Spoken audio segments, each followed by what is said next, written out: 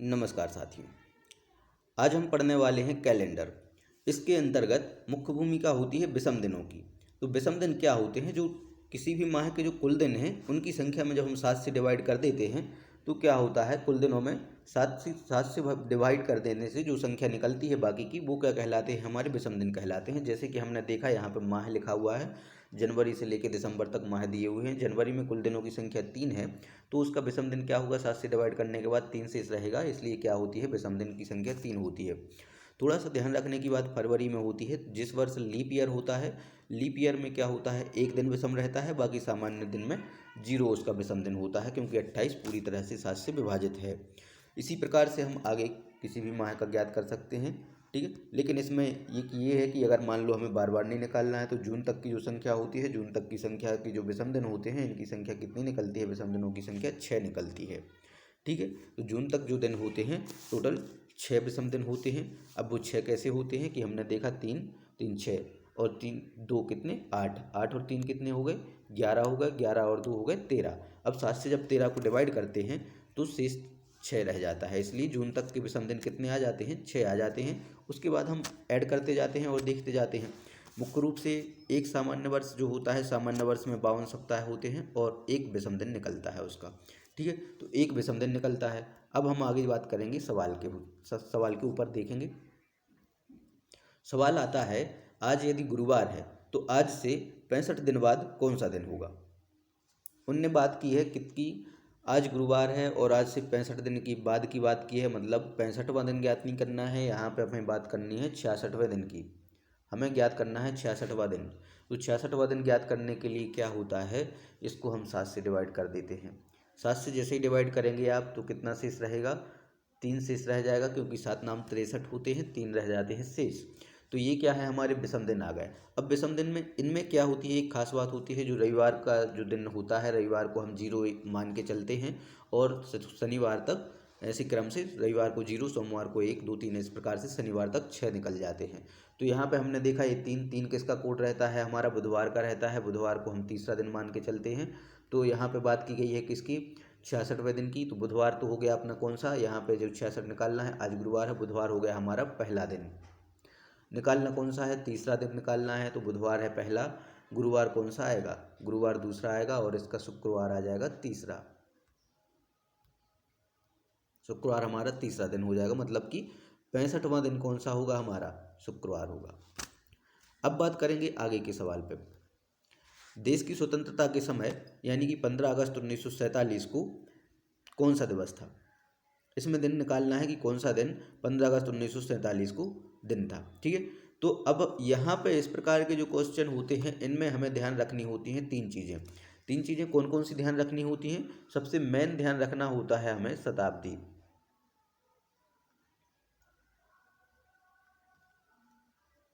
शताब्दी शताब्दी क्या होती है? हमने देखा 1947, तो इसमें शताब्दी ईयर कौन सा है? हमारा 1900 है। 1900 हमारा शताब्दी ईयर है। अब इस 1900 का क्या होता है? इसका भी विषम दिन निकालना होता है हमें। तो 1900 का विषम दिन हमेशा निकलता है 1। अब वो कैसे निकलता है वो हम आपको बताते हैं। क्या होता है कि जिसमें जो सेंचुरी ईयर होते हैं तो उसमें अगर 400 से डिवाइड हो जाता है तो कुछ 0 रहता है उसका विषम दिन। लेकिन क्या होता है कि पहले हम देख चुके हैं कि 100 साल में कितने विषम दिन होते हैं? 5 विषम दिन होते हैं। तो 1600 से 100 करके 3 निकल रहे हैं, 300 साल हो रहे हैं। 300 साल में कितना विषम दिन होता है? 1 विषम दिन होता है। इसलिए 1600 से 1900 के बाद 1900 में कौन सा हमेशा विषम दिन 1 रहेगा? किसी भी सवाल को हम हल करेंगे जिसमें सेंचुरी ईयर 1900 आ रहा होगा, हमेशा उसमें विषम दिन 1 ही होगा। आगे बात करते हैं। दूसरी चीज़ ध्यान रखनी होती है हमें इसमें वर्ष। वर्ष क्या होता है हमारा? तो वर्ष हमने देखा, वर्ष क्या है? 1947 है। 47 है तो 47 से अभी हमें मतलब नहीं है, हमें मतलब होगा अभी केवल 46 से। 46 मतलब 1 साल पीछे। अब 46 साल में कितने विषम दिन रहे होंगे? 46 साल में 46 विषम दिन तो रह ही रहे होंगे। इसके बाद आगे जब हम देखेंगे 46 साल में 46 विषम दिन वो हुए। उसके बाद एक विषम दिन, एक विषम दिन मतलब लीप ईयर रहते हैं। लीप ईयर कितने रहे इसमें? लगभग लीप ईयर रहे होंगे लगभग 11 लीप ईयर रहे होंगे। तो इनका टोटल कितना आता है? 57 आता है। जब इस 57 को हम देखते हैं, 57 को 7 से डिवाइड करेंगे तो क्या निकलेगा, 57 को 7 से डिवाइड करने पे विषम दिन निकलता है हमारा 1। अब इस 1 को याद रखना है। आगे देखेंगे अपना माह।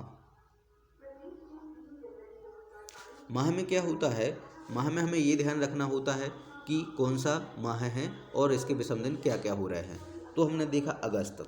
अगस्त के पहले हम अभी सबसे पहले बता चुके हैं कि जून तक कितने होते हैं, 6 विषम दिन होते हैं। जुलाई का कितना आता है, 3 आता है। और अगस्त के कितने हैं, 15 हैं, 15। तो इनका टोटल जब हम करते हैं तो कितना निकलता है, 24 निकलता है। अब 24 तो ये हुए, एक हुआ ये वाला वर्ष का और एक हुआ शताब्दी का। कुल मिला के कितने आ गए, 26 विषम दिन आ गए। अब ये 26 क्या है, 26 कुछ नहीं है। 26 को हम 7 से डिवाइड करेंगे तो कितना निकलेगा, 5 शेष रहेगा, क्योंकि 7 तेरी 21 होते हैं, बाकी के शेष कितने रह रहे हैं, 5 रह रहे हैं। तो 5वां विषम दिन कौन सा आएगा हमारा, 5 कोड किसका है, शुक्रवार का है। हमारा आंसर शुक्रवार होगा। स्वतंत्रता के समय 15 अगस्त 1947 को कौन सा दिन था, शुक्रवार था। आगे चलते हैं। 20 अगस्त 2016 को कौन सा दिन रहा होगा, बात की जा रही है 20 अगस्त 2016 की। तो इसमें हमें खास दिन बात ये क्या रखनी है, इसमें लीप ईयर पड़ेगा, लीप ईयर पड़ेगा 2016, लीप ईयर पड़ रहा है क्योंकि 2000 जिसकी बात की जा रही है अगस्त की, वहाँ पे 2016 का जो फरवरी निकल चुका है और लीप ईयर आ चुका है यहाँ पे। इसमें हमें देखना है सबसे पहले शताब्दी, शताब्दी वर्ष क्या होता है, शताब्दी वर्ष है इसमें 2000। 2000 में विषम दिनों की संख्या ऑलवेज 0 रहती है, क्योंकि ये 400 से पूरी तरह से डिवाइड है, इसलिए इसमें विषम दिन 0 रहते हैं। वर्ष की बात करते हैं, वर्ष, वर्ष क्या होता है, वर्ष हमने देखा 2016, तो 2016 को अभी कुछ मतलब नहीं है, अभी हमें देखना है 15 से। 15 क्या होगा हमारा, 15 में 15 तो विषम दिन रहे होंगे। उसके बाद इसमें हम देखेंगे लीप ईयर कौन सा रहे होगा, लीप ईयर तो 4 से डिवाइड करेंगे तो 3 लीप ईयर रहे होंगे, कुल कितने हो गए, 18 हो गए। उसके बाद हमें देखना है आगे 18, तो ये तो 7 से डिवाइड करेंगे तो कितना निकल रहा है, इसका तो 4 ही निकल रहा है, कोई दिक्कत नहीं है अभी तक। अब बात करेंगे माह की। माह, माह कौन सा है, अगस्त है। अगस्त के पहले हमने बताया था जून तक। जून तक क्या होता है, जून तक तो विषम दिनों की संख्या 6 होती है, लेकिन ये क्या हो गया है, लीप ईयर हो गया है बीच में 2016, तो एक दिन और बढ़ेगा, मतलब कितने हो जाएंगे जून तक, 7 हो जाएंगे। तो जब 7 हो जाएंगे मतलब जून तक कितने, 7 से डिवाइड हो गया, तो मतलब जीरो, जीरो वो हो गया अपने विषम दिन। तो ये तो 0 हुए, लेकिन जून तक की तो बात है नहीं, बात है अगस्त तक की। तो जून के बाद आया जुलाई, जुलाई के विषम दिन 3, और उसके बाद आया अगस्त, अगस्त के विषम दिन 20। तो ये टोटल कितने हो गए, 23 हो गए, 23 ये हुए और 4 ये थे, तो कितने हो गए, 27 इनकी संख्या हो गई। लेकिन अभी 27 से क्या है, 27 से अपन को 7 को फिर से 7 से फिर से डिवाइड करेंगे 27 को, तो 7 तेरी 21 आ जाएगा, लेकिन शेष कितना आएगा भाइयों, 6 आएगा, 6। तो 6 क्या है हमारा विषम दिन है, और 6 का कोड हम कितना देखते हैं, शनिवार। शनिवार क्या है, छठवां दिन है, ध्यान रखना है, शनिवार छठवां दिन है, तो हमारा आंसर आएगा शनिवार। ठीक है, समझ में आई गया होगा, इसमें कोई दिक्कत की बात नहीं है। आगे चलते हैं। अब आगे बात की गई है कि आने वाले किस वर्ष के कैलेंडर की शुरुआत 1994 के कैलेंडर जैसी हुई होगी। तो इस प्रकार के क्वेश्चन में ये ध्यान रखना होता है कि हर एक साल एक दिन बढ़ता है और कुछ खास नहीं है, हर साल एक दिन बढ़ता है। केवल ध्यान क्या रखना है अपन को कि कोई बीच में लीप ईयर तो नहीं पड़ रहा है, लीप ईयर पड़ेगा तो 2 दिन बढ़ जाएंगे इसमें। अब इसको हम देखते हैं 2 दिन कैसे बढ़ेंगे। 94 की बात की गई है, मान के चलो कि 94 मतलब 1 जनवरी 1994। 1 जनवरी 1994 को हमने देखा कि सोमवार था, ठीक है, कोई दिक्कत नहीं है। आगे चलते हैं 95 में। 95 तक कोई लीप ईयर नहीं पड़ा होगा तो मंगलवार आएगा, एक दिन बढ़ेगा।